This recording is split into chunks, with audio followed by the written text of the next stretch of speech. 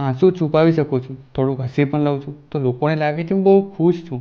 પણ જો તું હોત તો માથે હાથ ફેરીને કહોત કે બધું ઠીક થઈ જશે, ભગવાન પર ભરોસો રાખ. પણ હું શું કરું, ઘરથી દૂર છું તો દુનિયા નથી સમજ આવતી. બહુ ઈચ્છા છે તારી પાસે આવવાની, તારાથી મન ભરીને વાતો કરવાની. માં, આજે તારી બહુ યાદ આવે છે. માથું દુખતું તો તું તેલની માલિશ કરતી. તું મને પૂછતી કે આજે દિવસ કેવો ગયો. કહેતો કે આજે ભૂખ ઓછી છે તો રોટલીની મોટી સાઈઝ કરી મારે થાળીમાં મૂકી દીધી.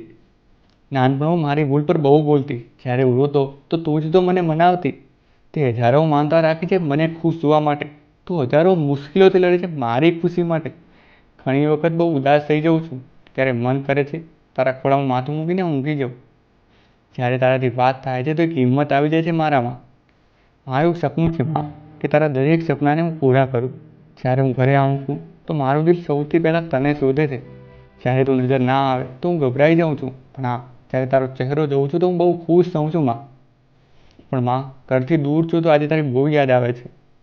મેં કંઈ ખાધું કે નહીં એ તું જ તો પૂછે છે. મારા અવાજ પરથી મારા દરેક જૂઠને પકડી લે છે. તે તારા માટે કંઈ નથી માગ્યું. તું મારી ખુશીમાં તારી ખુશી જુએ છે. મારા સપનામાં તું તારા સપના જુએ છે.